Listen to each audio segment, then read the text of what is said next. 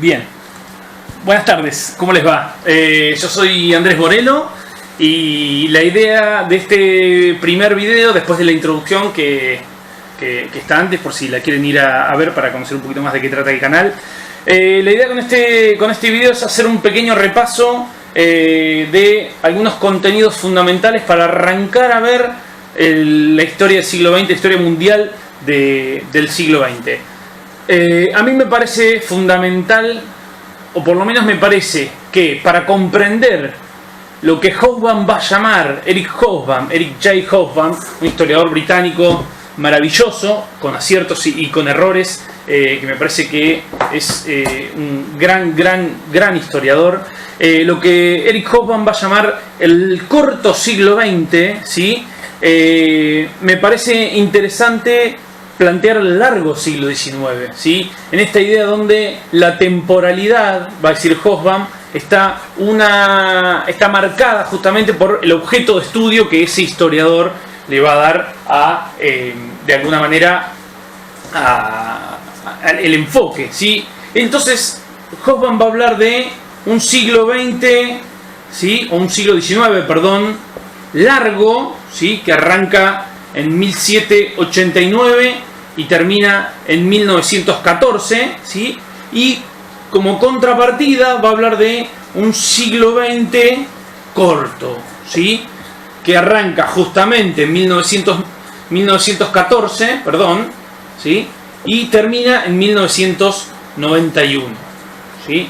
Él va a hacer este esquema bastante básico, bastante general de un siglo XX largo, que dura más de 100 años, ¿sí? Nosotros es una de las primeras cosas que aprendemos cuando arrancamos ciencias sociales en la primaria, es, allá creo que por cuarto grado, es a pasar de siglos a años, que un siglo dura 100 años. Entonces Hobsbawm viene a desafiar un poco eso y dice, no, dice, en realidad vivimos un periodo histórico donde hay un siglo XIX que es largo y un siglo XX que es corto, va a decir Hobsbawm. Un siglo XIX que arranca en 1789 con el estallido revolucionario de justamente la Revolución Francesa y las consecuencias económicas de la Revolución Industrial, y que culmina con la catástrofe que desatada por la Primera Guerra Mundial, ¿sí? Allí termina este largo siglo XIX de más de 100 años, ¿sí? Y comienza este corto siglo XX que empieza justamente en 1914 con la Primera Guerra Mundial y termina en 1991, y él le va a poner fecha, él dice el 25 de diciembre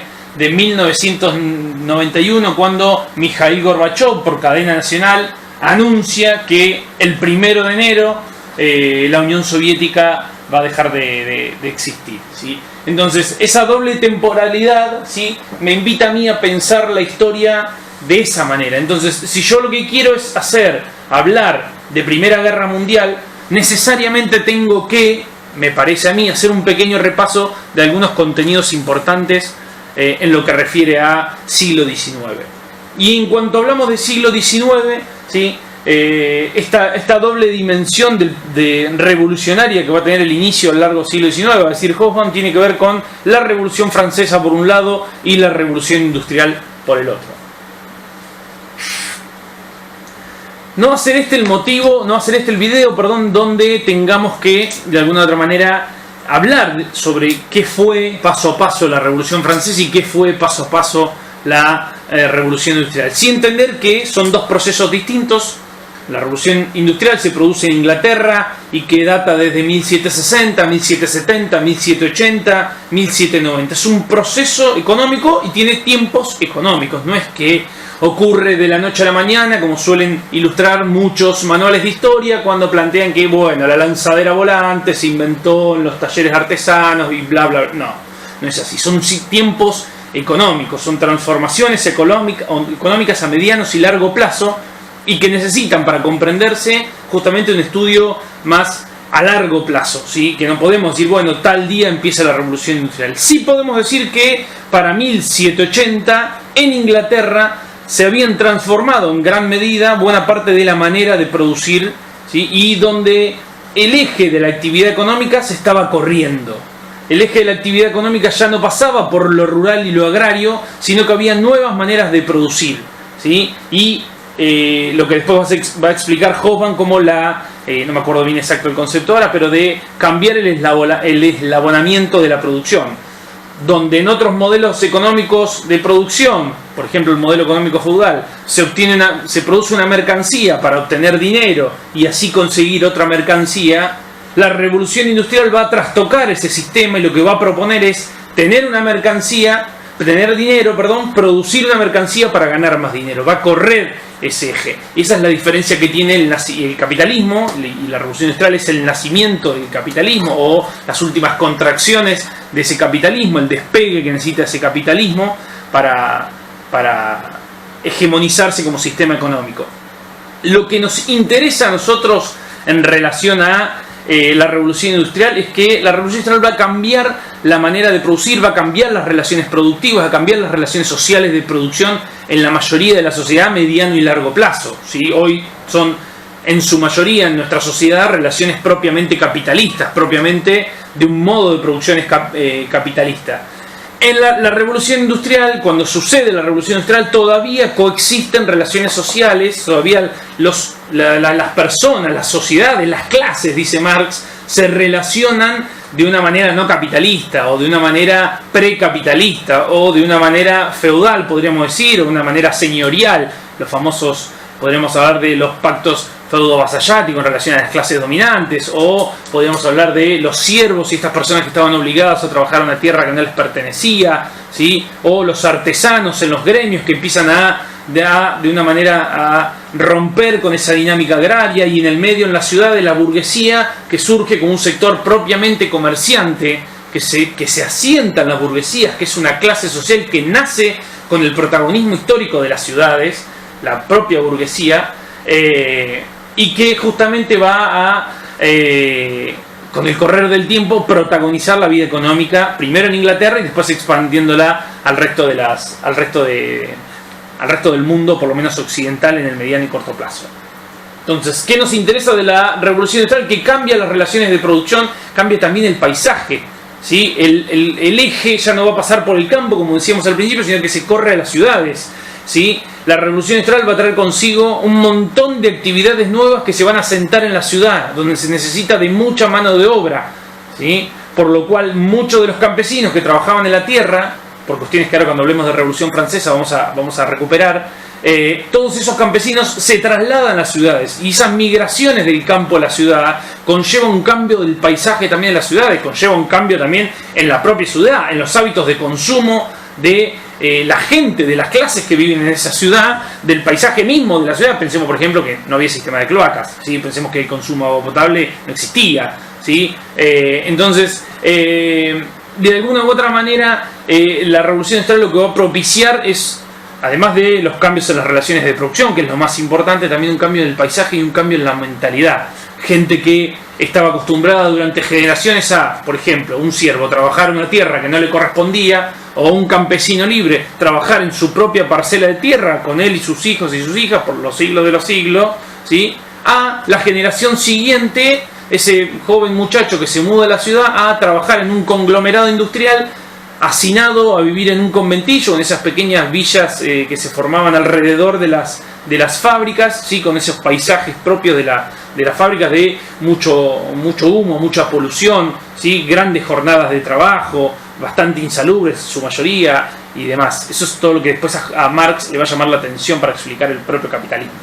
Eso es lo que nos interesa en muy, muy grandes líneas, la propia revolución industrial. Ahora, lo que a mí me parece revolucionario, mucho más revolucionario que la transformación de la revolución industrial, es la propia Revolución Francesa, donde podríamos decir que en cuanto a la materialidad, lo que significa la Revolución Francesa es el fin de la monarquía y el fin de los absolutismos en Europa. Y uno puede decir, bueno, pero pará, porque en 1789 el absolutismo cae, ¿sí? Pero años después vamos a tener nuevas monarquías en Europa, sí, pero es el principio del fin de los absolutismos o de las monarquías absolutas en Europa, y empieza en Francia. Entonces, podríamos hablar de que la materialidad de la Revolución Francesa tiene que ver, o la materialidad, podríamos decir lo tangible, para que no me digan de todo en los comentarios, lo tangible, lo palpable, tiene que ver con el fin del absolutismo y el nacimiento de una nueva manera de concebir al Estado y concebir al poder, ¿sí?, a través de la República, como venían ya pensando Rousseau, Montesquieu y demás, por un lado, pero por otro lo que significa es un cambio de paradigma, porque lo revolucionario de la Revolución Francesa es la razón no de quien tiene, decir vos tenés razón, yo tengo razón, sino de el origen de la razón, el origen del conocimiento, quién estaba habilitado o habilitada para propiciar esa construcción del conocimiento.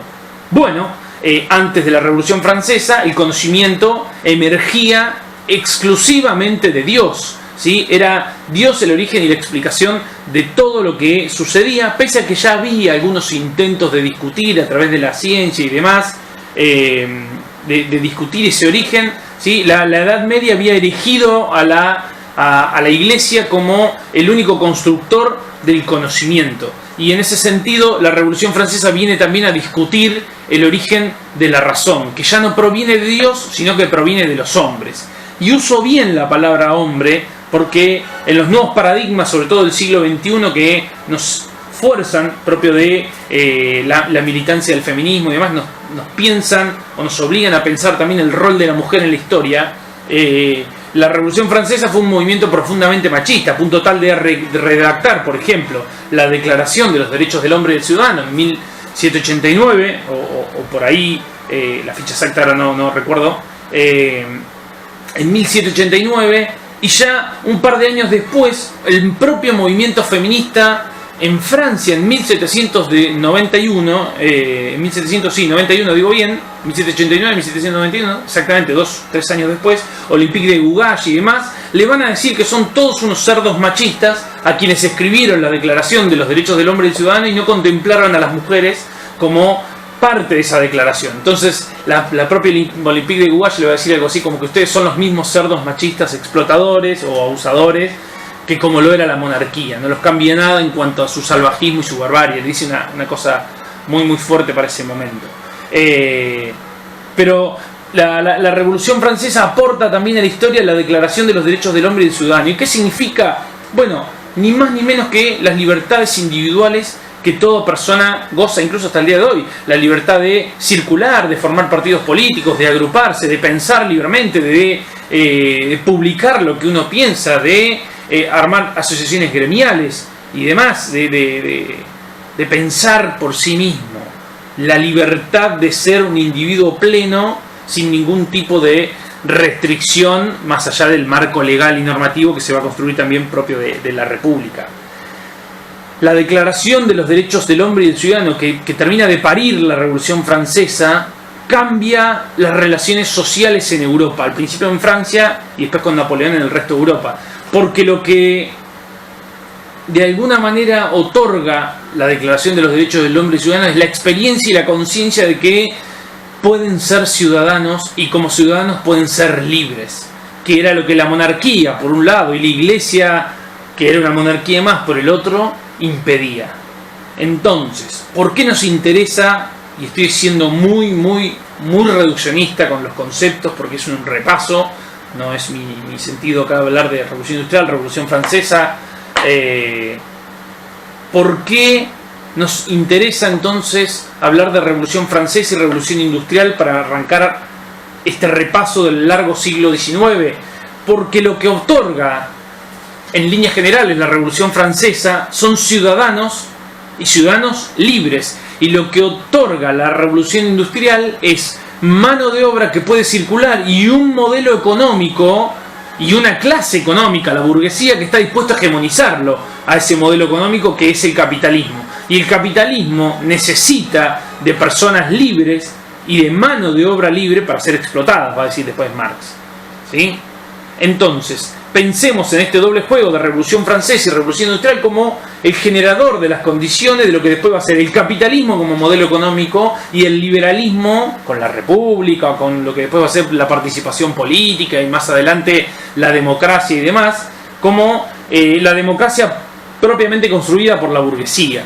El socialismo vamos a hablar después, ¿sí? Ese doble juego de Revolución Francesa y Revolución Industrial sienta las bases de lo que va a ser ese largo siglo XIX, va a decir Hobsbawm, y que va a propiciar la expansión de ese capitalismo, la expansión de las condiciones generales o del establecimiento de el liberalismo en general, de algunas monarquías constitucionales en particular, y demás condiciones que vamos a ir mencionando.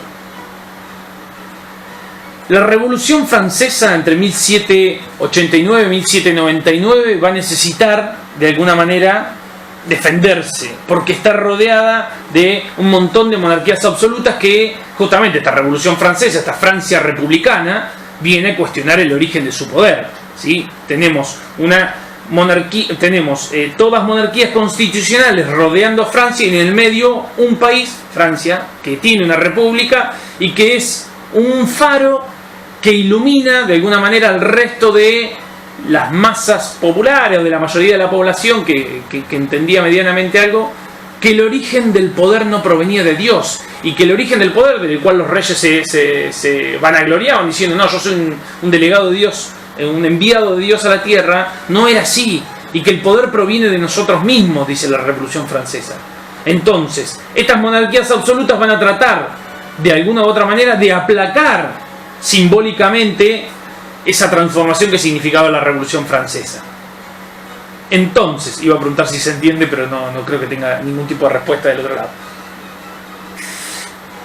Y la Revolución Francesa y la República Francesa entiende esto también, y entiende que la única manera de que triunfe la Revolución Francesa es acabando con las grandes monarquías absolutas de Europa, con la monarquía prusiana, con la monarquía zarista y con las distintas monarquías que van a estar reinando en Europa, sobre todo en Europa Oriental y Europa Central, no tanto España, aunque España le resulta relativamente sencillo a Napoleón.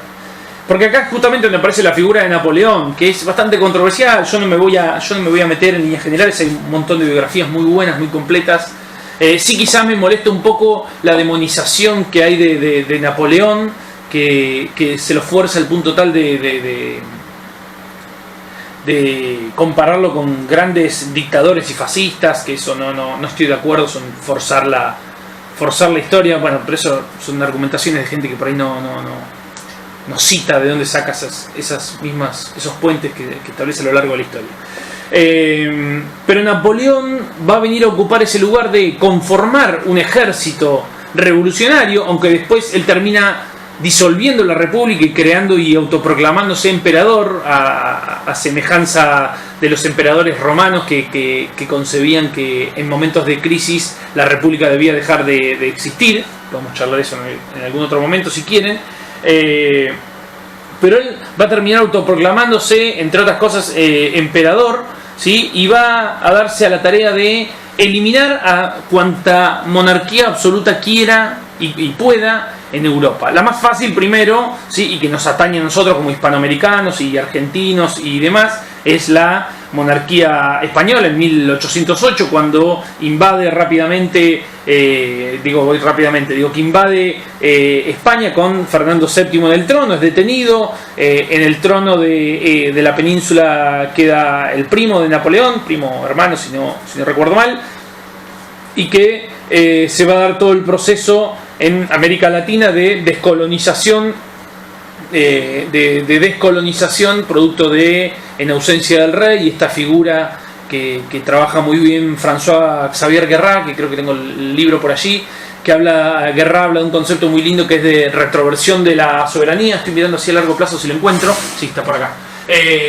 Guerra habla de un concepto que a no muchos historiadores les gusta. A mí personalmente me gusta bastante, me cierra bastante, sobre todo para el nivel secundario.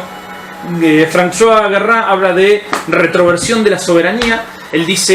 Él lo trabaja el concepto, la verdad que no tengo bien claro si él es el origen él es quien construye ese concepto, pero él dice que en ausencia del rey la soberanía vuelve al pueblo, ¿sí? No a la manera de la Revolución Francesa, pero que sí, en ausencia de ese rey, el poder que Dios delegó en ese rey decanta al pueblo, salta al virrey, por lo cual primero en España, que se van a formar las juntas de gobierno, la Junta de Sevilla, entre otras, la más importante es la de Sevilla, que después redacta la Constitución de Cádiz y demás. Y que en América Latina se va a dar algo muy similar con las distintas juntas de gobierno que se van a ir conformando desde 1809, si no me equivoco la primera es en Chuquisaca, con las revueltas de Chuquisaca, que además no lo tengo bien claro ahora porque no lo repasé para este tema, pensé que no iba a hablar de eso. Y después se va a dar, sí, con la junta la primera junta acá en el Virreinato de las Provincias Unidas del Río de la Plata, junto con otra cantidad de juntas que se van a crear en ausencia del rey Fernando VII, que estaba detenido, ¿sí? La cuestión es que cuando Fernando VII en 1814 retorna al trono, recupera el trono español, va a querer recuperar obviamente los dominios en Hispanoamérica, y ahí va a tener un problema porque ya hay una larga tradición de por lo menos gobierno autónomo, ¿sí? En lo que muchos van a llamar esa revolución anticolonial, que es lo que termina siendo la revolución de mayo acá, por ejemplo, en Argentina. Pero no me quiero ir de tema. Napoleón se da la tarea de eliminar la mayoría de los absolutismos en Europa, entre ellos el de España, y después avanza hacia lo que sería Europa Central, ¿sí? Donde su objetivo principal era quizás una de las monarquías más fuertes que había en Europa Central, ¿sí? O en Europa Oriental, ubiquémonos. No tengo un mapa acá, tarea para la próxima traer un pequeño planisferio, estoy mirando si encuentro por algún lado, pero en realidad, ¿sí? Uno de los objetivos va a ser llegar a Rusia, ¿sí? Al Imperio Zarista, una de las monarquías, si no la monarquía más grande, una de las monarquías, una de las monarquías más grandes y más poderosas que tenía justamente Europa, y bueno, finalmente Napoleón fracasa. El invierno, quizás por esto es que muchas veces hacen el paralelismo con Hitler, porque le sucedió, forzando la historia, lo mismo que Hitler cuando quiere invadir la Unión Soviética, que el invierno hace estragos en una tropa ya diezmada y una tropa ya cansada. Napoleón empieza a perder terreno y empieza a retroceder hasta que en 1814, 1815 es derrotado finalmente. Con la derrota de Napoleón y con la restauración de la monarquía en Francia, se va a dar un doble juego en Europa en general. Y es un doble juego porque hay justamente un doble movimiento, un movimiento conservador y un movimiento revolucionario. Conservador en tanto y en cuanto estas monarquías absolutas que perdieron y después ganaron, y estoy resumiendo bastante porque es un video a modo de resumen, que fueron derrotadas y después recuperaron ese poderío y esa hegemonía. Una vez derrotado Napoleón, quieren recuperar, ¿sí?, los privilegios de los que gozaban antes de la existencia de la Revolución Francesa, de ser una monarquía absoluta. Pero lo que había existido con el paso de Napoleón de la Declaración de los Derechos del Hombre y Ciudadano, y con el fin de los distintos tipos de feudalismo que había en Europa Central, Meridional y demás, es justamente la idea y la experiencia de la libertad, ¿sí? No idealicemos este concepto de libertad, pero entendamos que la destrucción o el aflojamiento de las cadenas del feudalismo, podríamos llamarlo de alguna manera así. Lo que va a propiciar un doble movimiento de, cómo las monarquías van a buscar de una u otra forma recuperar ese poderío, ese absolutismo, y cómo las clases subalternas, ¿sí?, donde trabajadores de una incipiente revolución industrial que había nacido en Inglaterra y que se había expandido a varios núcleos industriales de la Europa continental, sobre todo Francia, la Francia del norte, gran parte de Alemania se va a sumar más tarde, en la segunda mitad del siglo XIX, pero con fuerzas empezaba a construirse un capitalismo industrial, ¿sí?, producto de también la segunda revolución industrial y la expansión de los ferrocarriles y demás, y con ella el fortalecimiento de la clase protagonista del siglo XIX, la clase social protagonista del siglo XIX, que va a ser sin lugar a dudas la burguesía. Y acá sí me van a matar en los comentarios cuando voy a decir, no, pero el movimiento obrero es el protagonista del siglo XIX. No, el movimiento obrero es el protagonista, a mi parecer, del siglo XX. El siglo XIX es protagonizado, es hegemonizado, podríamos decir, por el nacimiento y la consolidación de la burguesía como clase social. Y eso significa el poderío económico que tenía, ¿sí? Y en este doble juego es que se va a dar lo que se conoce en historia como los ciclos revolucionarios entre 1815 y 1848 y 1850 aproximadamente, donde son tensiones entre una monarquía y un absolutismo que no termina de morir, por un lado, y una república que no termina de nacer, o con unas monarquías constitucionales que no terminan de nacer. Es al fin de cuentas una tensión que se va a dar entre participación política para las mayorías de la población, y de nuevo el concepto de mayorías hay que discutirlo bastante, ¿sí? Pero no sé, por un lado la participación política es a fin de cuentas lo que está en discusión. Si es la participación política exclusiva para los sectores dominantes, para la nobleza, para los reyes y demás, o una participación política mucho más abierta y amplia que permita de alguna manera la participación a nuevos sectores. En ese contexto, en estos 20, 30 años que estoy resumiendo bastante rápido, es lo que se va a dar estos distintos movimientos revolucionarios. Bueno, se va a dar en Grecia, se van a dar en España, se van a dar en Italia, va a haber como distintos, en Francia va a haber dos movimientos, cuanto mucho dos movimientos, uno del 30, otro del 48 y demás, que son movimientos propiamente de exigencia de participación política y de apertura de los canales de participación política.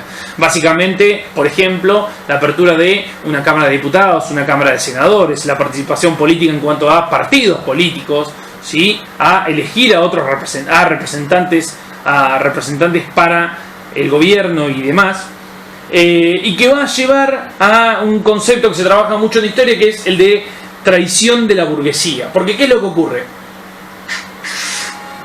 Imaginemos un sector o los distintos sectores sociales que son los que exigen participación política y cuáles se resisten a esa participación política. En cuanto a los que se resisten, bueno, tenemos obviamente la monarquía, tenemos la iglesia, tenemos la nobleza, ¿sí? Tenemos los grandes terratenientes y los latifundistas. Esos son los sectores que saben que abrir los canales de participación política termina por traducirse de alguna manera en que ellos mismos van a perder participación política, van a perder poder político. ¿Y quiénes son los que exigen ese poder que es resistido por los sectores dominantes? Bueno, campesinos y trabajadores, no creo que en gran medida en los años 20, 1820, 1830, si bien hay casos, muchos, no son quienes protagonizan esos movimientos de exigencia de apertura de canales de participación política. Sí es una clase social relativamente nueva que ya tiene espalda económica y que lo que exige ahora es, entiéndase espalda, digo que ya tiene poder económico, y que lo que exige ahora es poder político, y es la burguesía. La burguesía en la primera mitad del siglo XIX encuentra tanto en el campesinado como en los trabajadores, lo cual la burguesía misma era la patronal, trabajadores y campesinos, encuentra dos aliados en los cuales puede apoyarse y puede recostarse para exigirle a los sectores dominantes, la nobleza, el clero, los terratenientes y demás, apertura y canales de participación política, y qué es lo que termina logrando.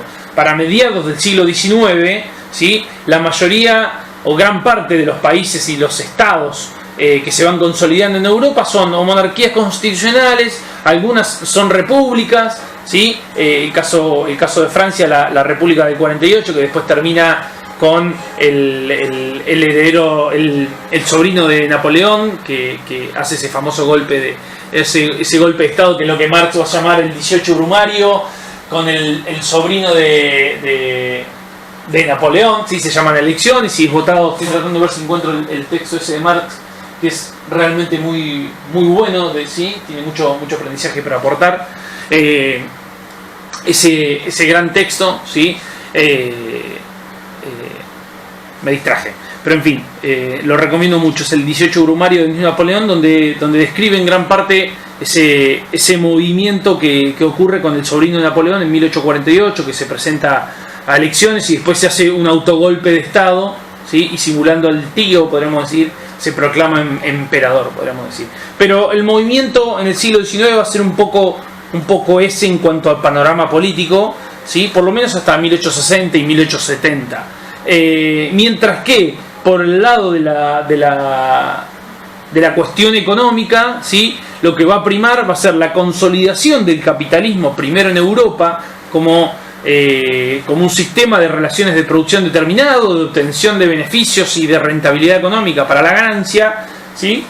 Va de alguna manera a generalizarse ese modelo económico conforme la burguesía se expanda, ¿sí? En Europa y después en otros países o en otros estados o en otras regiones y demás. Va a ser un movimiento de expansión y de crecimiento económico, que es lo que Hobsbawm va a llamar a su segundo texto, que no es este, es el segundo texto de Hobsbawm, que es La Era del Capital, ¿sí? Donde va a tratar Eric Hobsbawm, ¿sí? De desarrollar cómo es que se logra esta consolidación del sistema capitalista, de ahí La Era del Capital, el primer tomo de esta gran biblioteca del siglo XIX, del largo siglo XIX, llamada La Era de la Revolución, que va justamente hasta el 48, ¿sí? Después es la era de la consolidación democrática, de la consolidación de las repúblicas, de la participación política y demás, y de la expansión del capitalismo, como es en este gran libro económico de Hobsbawm, ¿sí? Que es la consolidación del propio sistema capitalista y de la generalización de las relaciones capitalistas, no en el mundo, y eso hay que dejarlo bien claro, sino en el mismo mundo capitalista. ¿Y cuál era el mundo capitalista para 1840, 1850, 1860? ¿Sí? Bueno, entendamos por mundo capitalista a Europa occidental, en gran parte, Europa central, ¿sí? Algunas regiones de Rusia y de Europa oriental, no todo, sobre todo las grandes ciudades. No pensemos que en el campo primaban y estaban consolidadas las relaciones capitalistas, ¿sí? Entendamos que los Estados Unidos, de lo que hoy conocemos como los Estados Unidos de Norteamérica, estaba hacia mediados del siglo XIX viviendo una doble tensión entre un modelo esclavista sureño que no terminaba de morir y un capitalismo, un liberalismo económico en el norte, en las ciudades portuarias, que no terminaba de consolidarse, y que eso va a decantar con el correr del tiempo la famosa guerra de secesión entre el norte y el sur, entre los confederados y los no esclavistas, podríamos decirlo.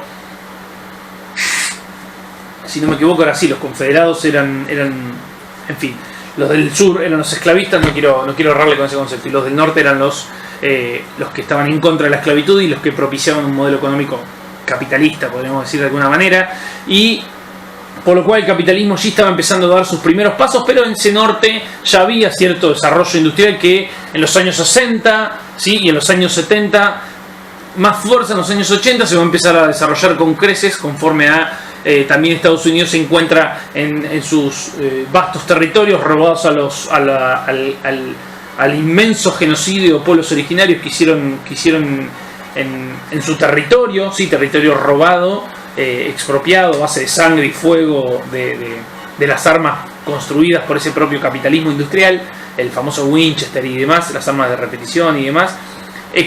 Incorporar todas esas tierras al mercado productivo y al mercado internacional le va a permitir una acumulación ordinaria, podríamos hablar, parafraseando un poquito a Marx, le va a permitir un despegue económico más que interesante, y también a la propia burguesía que se va a apropiar de esas tierras, los grandes latifundistas que también se van a apropiar de esas tierras y demás.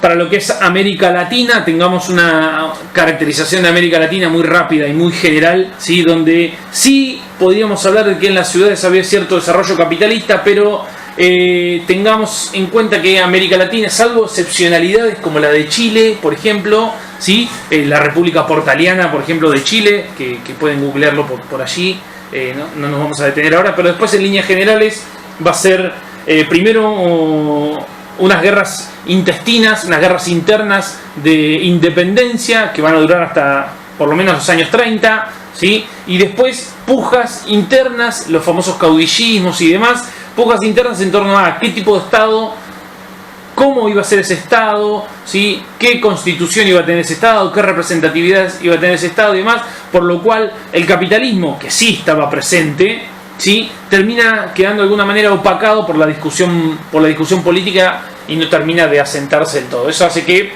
por ejemplo, la expansión económica en Argentina durante el siglo XIX, ¿sí? Y la incorporación del campo, un concepto grande, ¿sí? El concepto del campo en materia económica, ese mercado mundial que se estaba empezando a configurar, hiciera que la expansión y la apropiación de tierras de la burguesía y de los sectores económicos dominantes en lo que era el río, en las provincias unidas del Río de la Plata y de lo que hoy conocemos como Argentina, se tradujera automáticamente en una me distraje porque está lloviendo, se tradujera en una expropiación de las tierras a los pueblos originarios y un exterminio de tierras y exterminio de población a los pueblos originarios en la provincia de Buenos Aires, lo que va a ser provincia de La Pampa y toda la Patagonia, en una matanza atroz, ¿sí?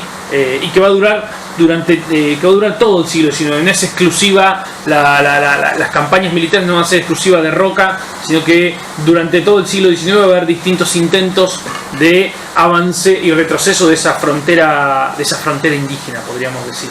Así que esa es en gran medida la caracterización de ese capitalismo. ¿Y cómo era ese mercado internacional? Bueno, básicamente entre países que producían materias primas y países que producían bienes manufacturados, y ese intercambio desigual entre países que producían materias primas y que tenían que estar de alguna manera sometidos a precios más altos de esa industria exportadora de los países principalmente europeos. Lo que dice Hoffman allí en este tercer libro, y ya acercándonos un poquito a lo que nos interesa, estoy yendo muy rápido, repito, muy rápido porque es un video a modo de repaso.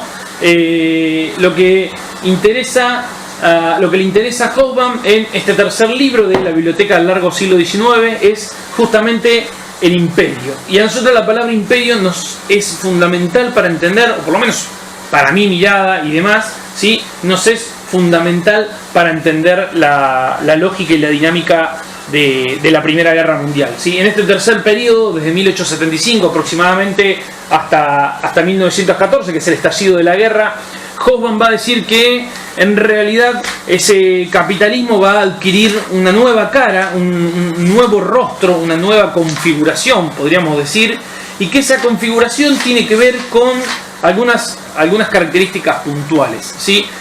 Lo que se suele decir es que en 1870 aproximadamente se da la primera gran crisis del capitalismo. Quiero buscar un libro antes de olvidarme. Se va a dar la primera gran crisis del capitalismo. ¿Qué significa esa gran crisis del capitalismo?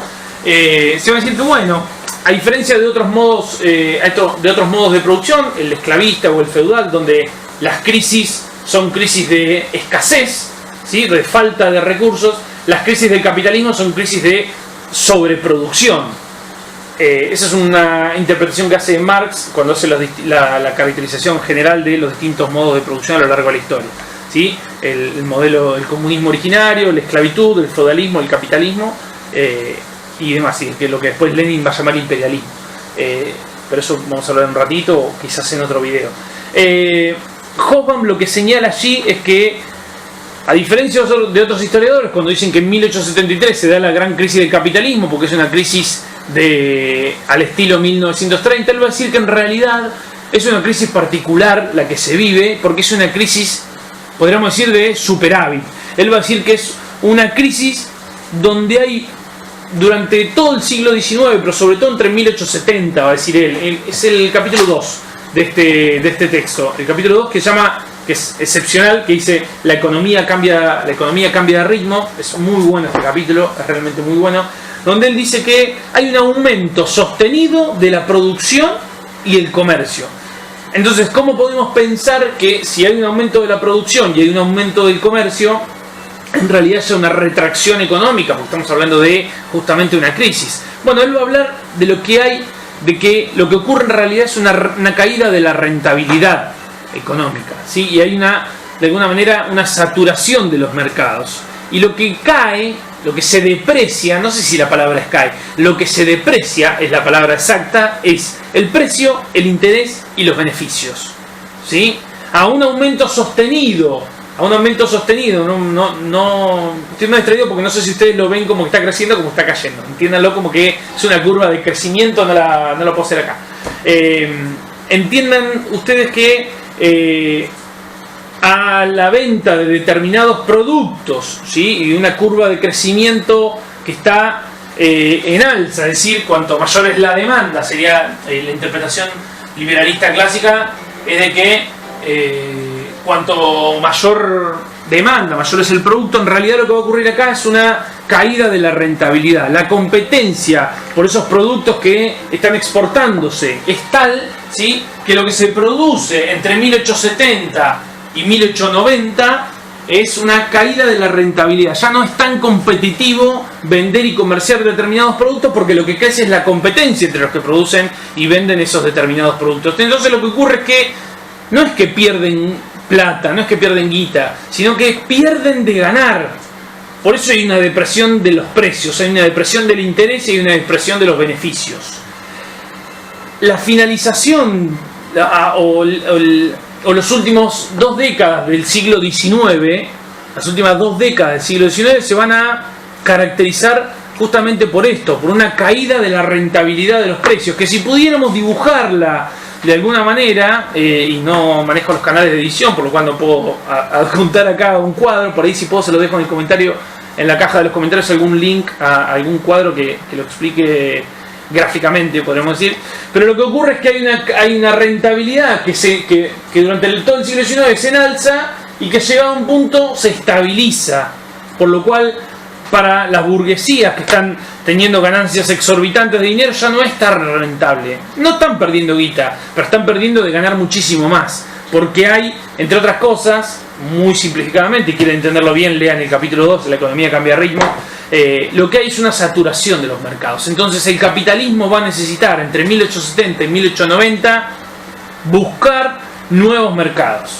Pongamos un ejemplo, yo vendo fibrones y yo en mi cuadra hay 2 despensas, yo le vendo uno y le vendo al otro, le vendo uno y le vendo al otro. En un momento la gente que anda en derredor o cerca se va a cansar de comprar fibrones porque todavía tienen, y yo ¿qué hago?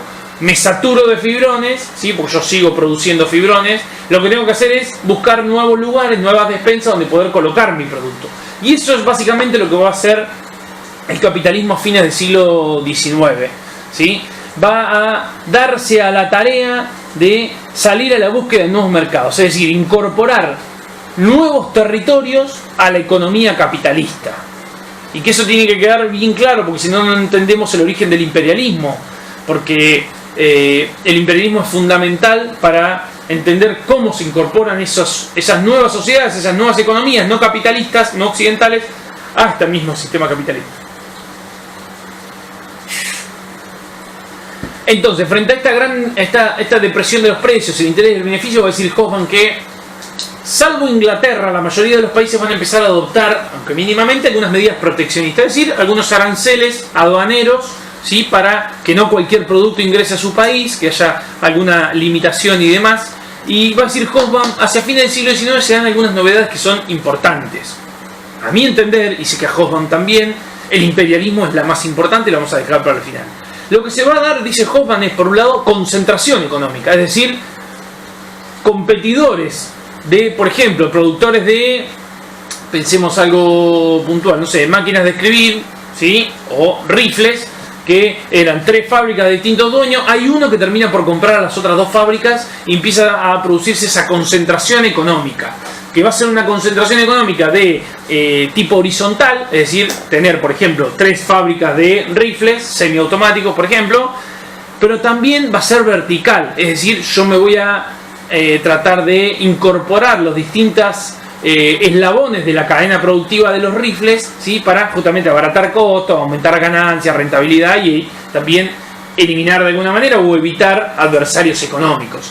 Entonces lo que se va a dar, dice él, es la concentración económica y también esta idea de la racionalidad empresarial en cuanto a cómo invertir, dónde invertir y demás. Lo que va a crecer durante fines del siglo XIX va a ser los grandes trusts, le dice él, a mí me gusta esa palabra, son los monopolios financieros y los monopolios económicos, ¿sí? Pensemos en, por ejemplo, hablando ya de los mismos rifles, esta concentración de los distintos eslabones vertical y horizontal de producción, pero también, por ejemplo, los bancos, ¿sí? Bancos que antes, él tira algunos números que son sumamente interesantes, que no recuerdo si los marqué o no, pero que para determinado momento la concentración económica, ¿sí? Es tal, y en los bancos se ve muy clara. Dice que para determinado año la cantidad de bancos de manera independiente son, no sé, 100, y que 20 años después los bancos independientes que terminan existiendo son 5, y el resto fueron completamente absorbidos por otros bancos muchos más grandes. Quiero ver si encuentro la cita. Yo suelo rayar bastante los libros para, justamente, por ejemplo, en momentos como esto, tenerlo medianamente accesible de un modo rápido. Pero veo que no lo encuentro, así que 3 métodos fundamentales: aislando al trabajador, bla, bla, bla, imperialismo. Bla, bla. Bien, no lo voy a encontrar. Después habla del ciclo de Kondratiev. Este capítulo realmente es muy interesante. Muy interesante. Es económico, te tiene que gustar un poco la economía, pero me parece que anda muy bien para empezar a hablar de materia económica y orígenes del capitalismo. No lo puedo encontrar. Entonces, el gran